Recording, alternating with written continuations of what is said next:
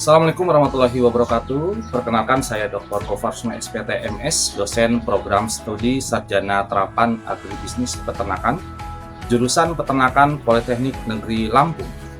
Video ini merupakan video pernyataan diri dosen dalam unjuk kerja Tridharma Perguruan Tinggi atau PDD UKTPT sertifikasi dosen di bidang pengajaran tahun 2026. Pada kesempatan ini, saya akan menjelaskan teknik pengajaran yang saya terapkan pada salah satu mata kuliah wajib di semester 4, yaitu mata kuliah Agribisnis Kambing dan Domba dengan kode APT 1412. Mata kuliah ini memiliki 3 SKS, yaitu 1 SKS teori dan 2 SKS praktikum. Sebelum menempuh mata kuliah ini, mahasiswa wajib menguasai kemampuan awal atau entry behavior berupa mata kuliah tingkah laku dan penanganan ternak, serta mata kuliah penggemukan sapi potong. Mata kuliah ini dirancang dengan pendekatan kurikulum OB, yang kemudian bahan kajiannya berfokus pada seluruh mata rantai pasok agribisnis ruminansia kecil. Materi dimulai dari model bisnis hulu ke hilir, selanjutnya karakteristik kambing dan domba, selanjutnya analisis kurva pertumbuhan kompensasi, estimasi umur, kriteria bibit standar SNI, tata laksana pemeliharaan, formulasi ransum pakan, manajemen kesehatan, hingga analisis efisiensi margin pasar, serta studi kelayakan finansial. Melalui mata kuliah ini, mahasiswa ditargetkan menguasai 5 capaian pembelajaran mata kuliah CPMK yang mengintegrasikan kompetensi teknis, jiwa kewirausahaan, mandiri atau entrepreneur, dan keselarasan industri atau link and match. Perkuliahan ini dilaksanakan secara sinkronus melalui tatap muka langsung di kelas dan juga di laboratorium dan juga di lapangan, serta didukung secara asinkronus yaitu menggunakan Learning Management System atau LMS resmi Polinela. Seluruh perangkat pembelajaran, kemudian RPS, kontrak perkuliahan, modul materi, hingga buku panduan praktikum diunggah di LMS agar dapat diakses oleh mahasiswa kapan saja. Struktur materi pembelajaran per minggu dijabarkan melalui sub CPMK yang terukur sebagai berikut. Yang pertama, pertemuan pertama mampu memerinci gambaran umum aktivitas bisnis kambing dan domba. Selanjutnya dilanjutkan dengan pertemuan yang kedua, yaitu mengidentifikasikan karakteristik dan taksonomi kambing dan domba. Selanjutnya di pertemuan 3, mahasiswa diharapkan mampu mengidentifikasi proses pertumbuhan dan juga perkembangan. Selanjutnya di pertemuan keempat, yaitu mampu menguraikan pendugaan umur pada kambing dan domba. Selanjutnya di pertemuan 5, mampu memerinci aspek seleksi bibit. Kemudian dilanjutkan dengan pertemuan yang keenam, diharapkan mahasiswa mampu memerinci tata laksana kebuntingan dan juga tata laksana perkawinan. Selanjutnya dilanjutkan dengan pertemuan yang ketujuh, yaitu mahasiswa diharapkan mampu memformulasikan pakan. Kemudian selanjutnya di pertemuan ke-8, yaitu kita akan mengadakan evaluasi tengah semester. Selanjutnya masuk di pertemuan ke-9, diharapkan mahasiswa mampu memerinci penanganan kelahiran induk dan juga cempe dan juga tata laksana pasca kelahiran sampai sapi. Kemudian lanjut di pertemuan 10, diharapkan mahasiswa mampu menerapkan tata laksana pemeliharaan lepas sapi sampai dengan siap jual. Dilanjutkan dengan pertemuan yang ke-11, yaitu memahami metode penggemukan intensif. Selanjutnya, di pertemuan ke-12, mampu mengidentifikasi berbagai penyakit pada domba dan juga kambing. Di pertemuan ke-13, diharapkan mampu menganalisis struktur rantai pasok agribisnis ternak kambing dan domba. Selanjutnya di pertemuan ke-14 diharapkan mampu menyajikan efisiensi pemasaran komoditas kambing dan domba. Selanjutnya di pertemuan 15 mampu mengevaluasi usaha pembibitan dan juga penggemukan kambing dan domba. Diakhiri dengan pertemuan yang ke-16 yaitu ujian akhir semester atau kita singkat dengan UAS. Dalam mengajar, saya menggunakan literatur terkini dan valid yang mengombinasikan buku ajar tim kami, yaitu buku Agribisnis Kambing dan Domba tahun 2023, buku nasional terbaru Budidaya Kambing dan Domba tahun 2025, serta buku Sains Kesehatan Veteriner Internasional terbitan Willy Blackwell berjudul Small Ruminant Therogenealogy tahun 2026. Saya menerapkan strategi dia untuk memastikan proses pembelajaran berpusat pada mahasiswa. Di antaranya, yang pertama adalah delivery. Materi dihantarkan berbasis riset inovasi terapan, serta diselaraskan dengan agenda pembangunan global, yaitu SDGs 2, SDGs 3, 8, 12, dan 15. Saya mentransformasikan teori ke dalam praktik nyata di unit Teaching Factory atau TEFA Peternakan Polinella. Di sini, mahasiswa terlibat langsung dalam aktivitas proyek mandiri mahasiswa serta penanganan teknik atau ternak secara real di TEFA Polinella. Yang kedua, interaction. Interaksi dua arah dibangun secara aktif untuk memicu kemampuan problem solving. Kemudian di dalam kelas atau praktikum, saya juga menggunakan metode case method dengan melemparkan problem real industri untuk memicu diskusi kritis. Selanjutnya di luar kelas, interaksi interaktif tetap terjaga melalui forum asinkronus LMS Polinella. Selanjutnya adalah assessment. Skema penilaian disepakati di awal perkuliahan sesuai dengan karakteristik pendidikan, vokasi, peternakan, terapan. Proporsi penilaian terdiri dari 65% untuk evaluasi praktikum dan 35% untuk kuliah teori mandiri. Kemudian komponen praktikum 65% dirancang secara berimbang.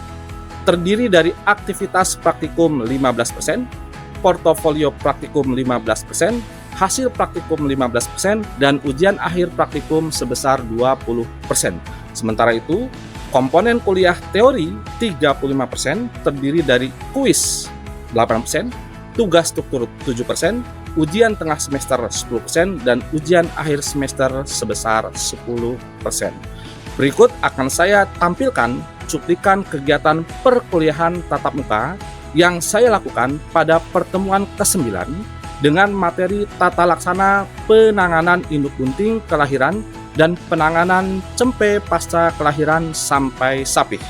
Selamat menyaksikan. Assalamualaikum warahmatullahi wabarakatuh.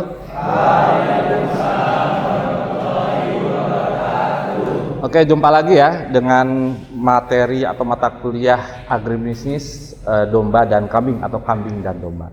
Hari ini kita akan membahas di materi atau di pertemuan ke-9 yaitu tentang tata laksana penanganan induk kambing domba melahirkan dan bagaimana penanganannya pada induk yang melahirkan dan juga untuk cempeknya ya.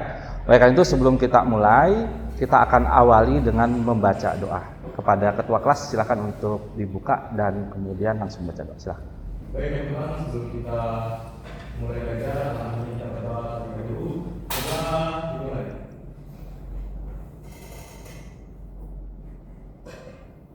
Berdoa saja. Baik, terima kasih Saudara Taib ya. Baik rekan-rekan sekalian, hari ini tadi sudah Bapak sampaikan bahwa kita masuk ke pertemuan 9 ya. Dan pertemuan 9 ini sebetulnya adalah lanjutan dari pertemuan ke-7 kemarin ya. Pertemuan 7 kita sudah membahas tentang nutrisi ya, nutrisi atau pakan pada ternak domba di masa-masa mereka masih dalam keadaan muda. Sekarang kita akan bahas bagaimana tata laksananya pada saat mereka bunting. Oke. Nah, kalau misalnya kita lihat ya di di infokus ini atau di depan, ini kalian dalam otak atau dalam pikiran Anda, kalian berpikir apa tuh? Ini induk dalam kondisi sedang bunting.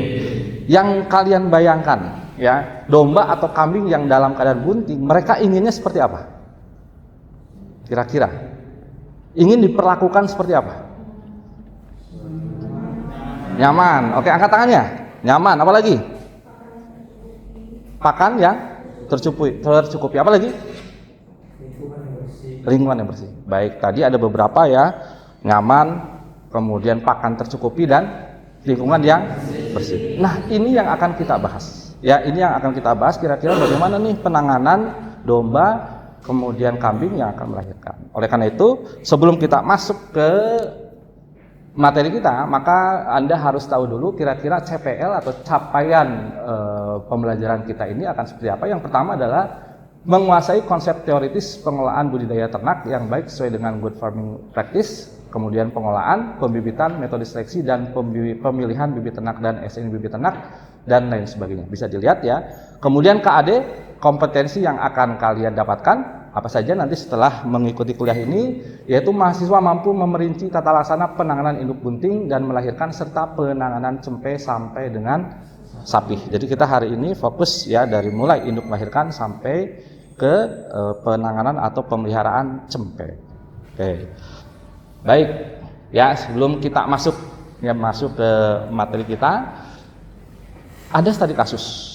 Ya, studi kasus. Kita melihat atau berkaca kepada pengalaman-pengalaman di beberapa tempat. Salah satunya adalah di kelompok tani makmur. Oke ya. Bisa dibaca semua kan? Oke ya, Bapak bacakan. Seorang peternak menyatukan 5 ekor induk domba yang sedang bunting. Ya, buntingnya ini dalam keadaan bunting tua. Ada bunting muda, ada bunting sedang, ada bunting tua. Kalau bunting tua itu berarti di fase-fase akhir gitu ya, dan dia dalam keadaan posisinya perutnya besar. Kemudian di dalam satu koloni kandang yang sempit ya, jadi dia ditempatkan di koloni yang sempit, kemudian bersama dengan 1 ekor pejantan yang agresif. Kemudian terjadi perebutan pakan yang menyebabkan salah satu induk tertabrak oleh pejantan dan mengalami keguguran. Oke, sekarang pertanyaannya ya, dari kacamata agribisnis nih, analisislah kedua kesalahan utama manajemen pemeliharaan ternak tersebut dan kira-kira apa solusi yang harus segera dilakukan. Silakan, ada yang mau menambahkan atau ada yang mau menyampaikan, atau Bapak beri waktu lah kurang lebih 30 detik ya. Kalian silakan kanan dan kiri kalian ya berdiskusi, kemudian setelah 30 detik hitung mundur, kemudian Bapak akan beri waktu untuk kalian bisa menjawab. 30 detik dimulai dari sekarang.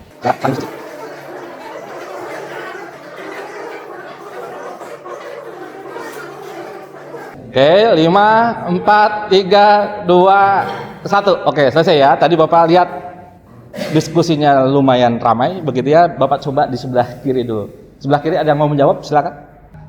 Oke, silakan, Sven. Untuk dua kesalahannya itu adalah untuk pertama itu menempatkan 5 ekor induk itu dalam satu kandang yang sempit, Pak. Baru untuk kesalahan yang kedua itu menempatkan 1 ekor pejantan yang agresif. Ya. Itu ada 2 kesalahannya. Dan untuk konkret yang harus segera dilakukan agar induknya tidak mengalami nasib yang sama itu adalah untuk induk yang sudah bunting tua itu sedang itu dipisahkan, Pak, ditaruh dalam satu kandang yang lebar gitu, Pak. Baru tidak bersama dengan pejantan yang agresif, Pak. Oke, betul. Oke ya. Jadi kita kunci tadi jawaban dari Hendrik itu sudah benar dan kita berikan apresiasi ya, tepuk tangan buat Hendrik. Jadi jawabannya benar.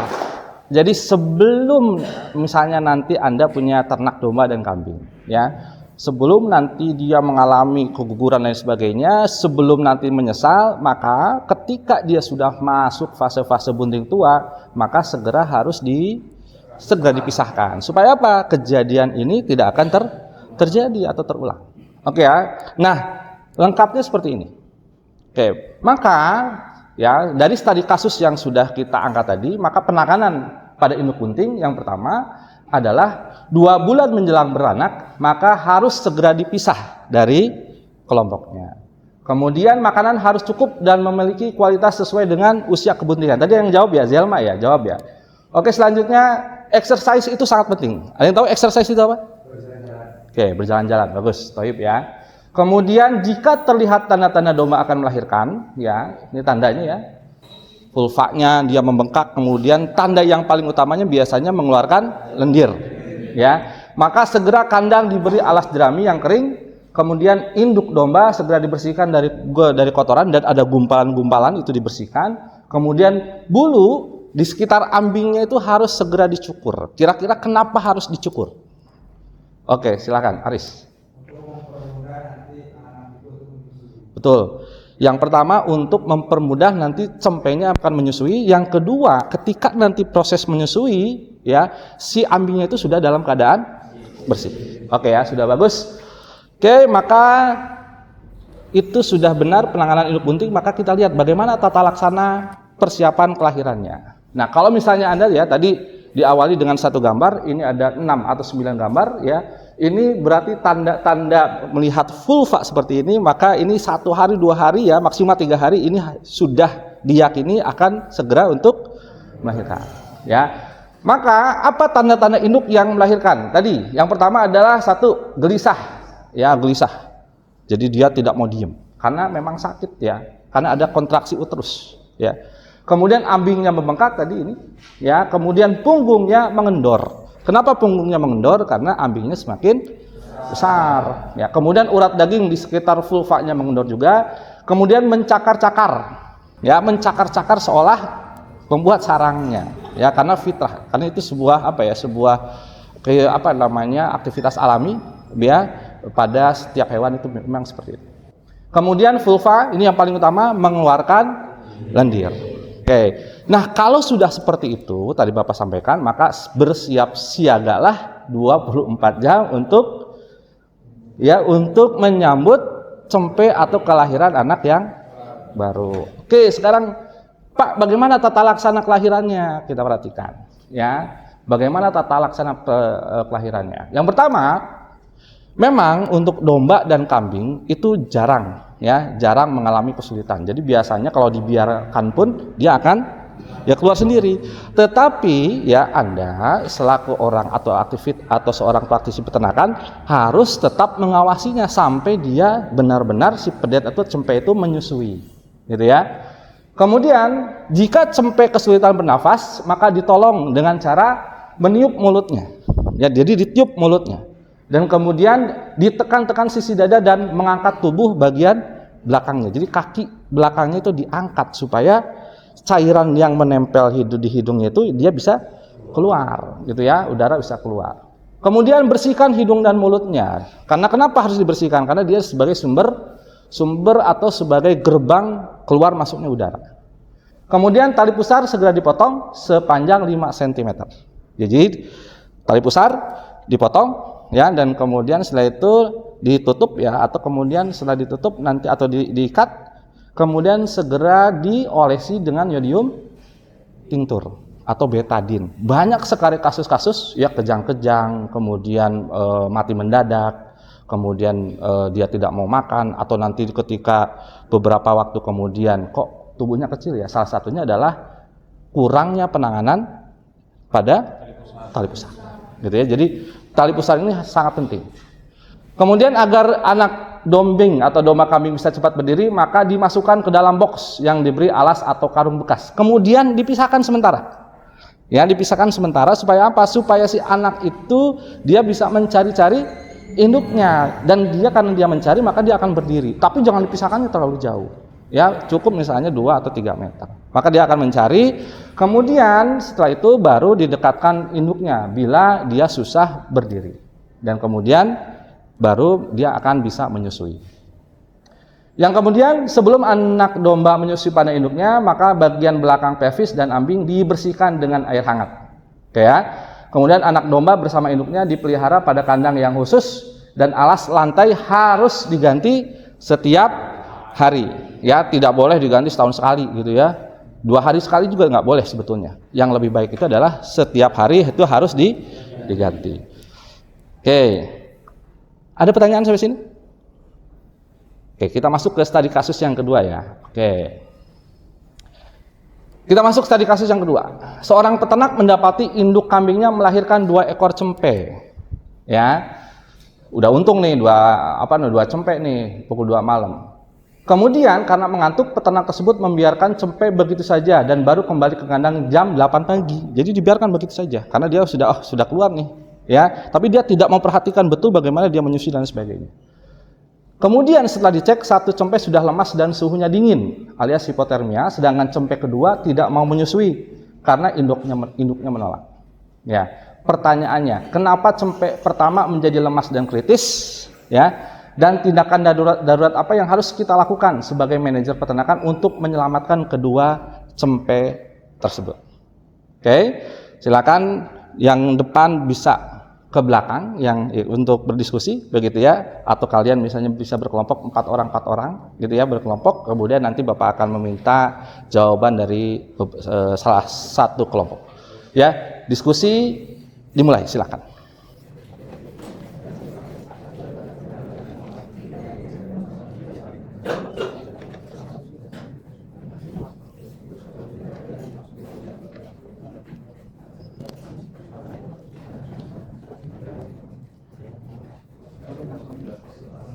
Oke, 30 detik lagi, silakan, masih ada waktu. Yang bisa menjawab nanti Bapak akan berikan nilai plus. Jadi ada nilai plus gitu ya. Silakan yang menjawab nanti. Oke, 10 detik lagi. 10, 9, 8, 7, 6, 5, 4, 3, 2, 1. Yuk, silakan. Ada yang mau jawab? Kira-kira? Silakan angkat tangannya. Oke, ada? Oke, silakan. Satu orang saja. Ya.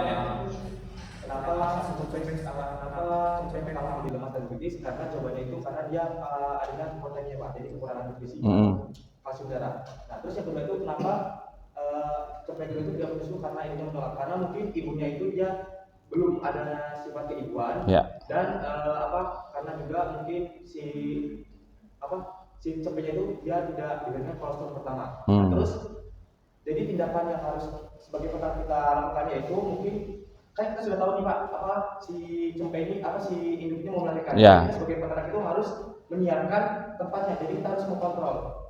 Jadi kita sudah menyiapkan waktunya, jika dia jam pukul 2 malam sudah olah ya, jadi kita harus sering mengontrol Pak.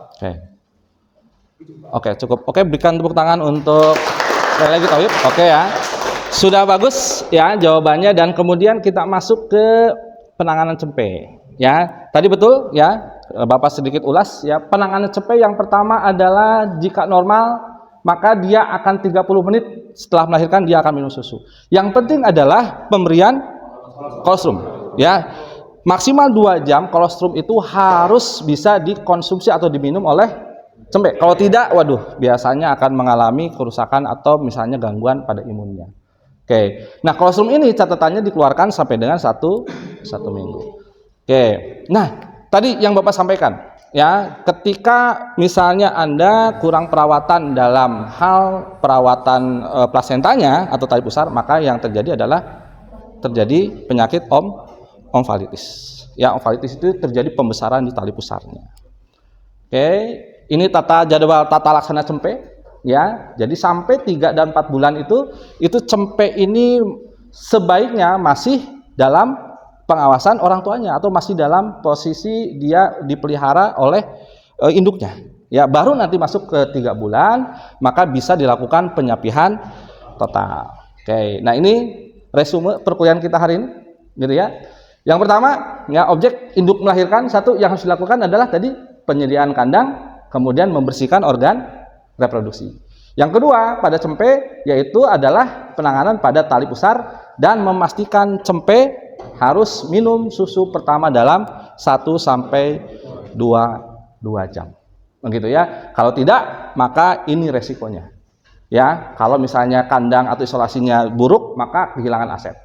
Kalau misalnya cempenya tali pusarnya tidak diperhatikan maka bisa terjadi kematian pada cempe. Oke. Resume sudah, dan silahkan tolong dipersiapkan HP-nya. Kita akan kuis Kahoot. Oke.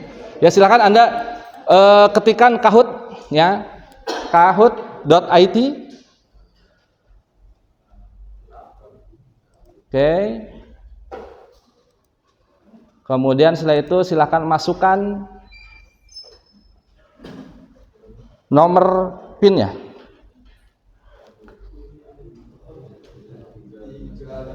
Ya, PIN-nya 3595975. Kita akan coba melihat ya bagaimana pemahaman kalian terhadap materi yang sudah kita sampaikan.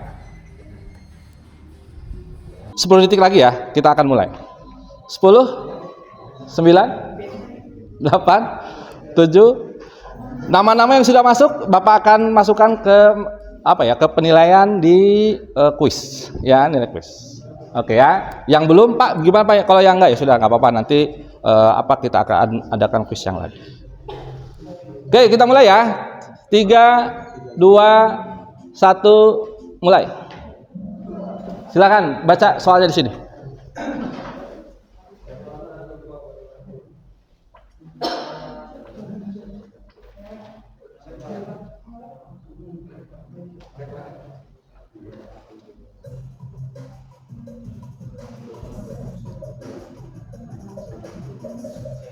Oke, kita skip ya.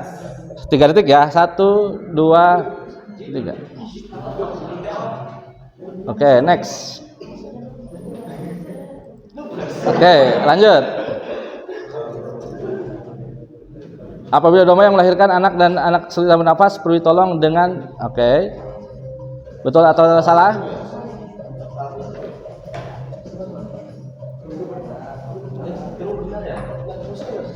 True, benar. Oke. Oke, Fayoga 870. Oke, lanjut.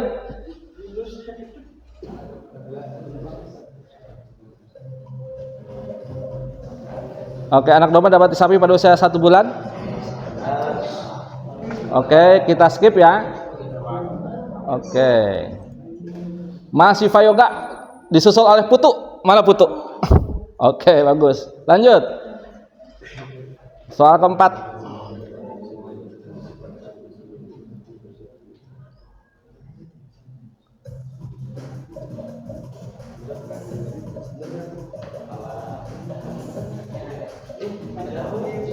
Oke, skip. Masih Putu. Oke, terakhir satu soal lagi ya. Oke, satu soal lagi.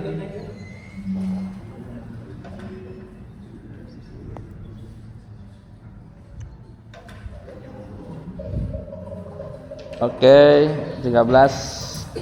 Oke, kita lihat siapa yang benar. Oke, kita lihat. Oke.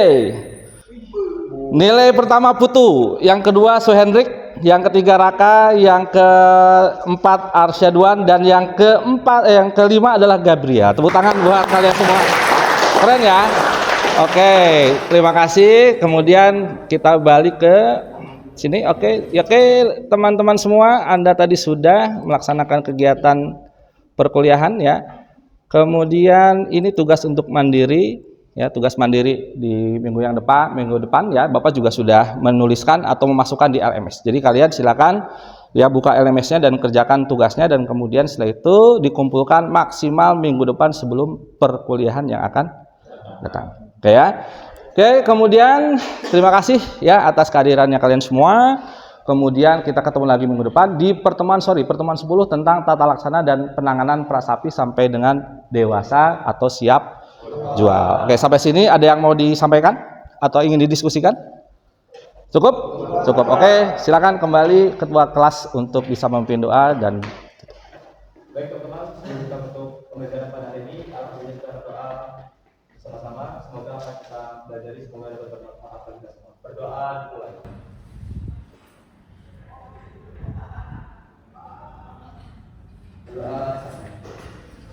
Oke, terima kasih semua. Sekian, assalamualaikum warahmatullahi wabarakatuh.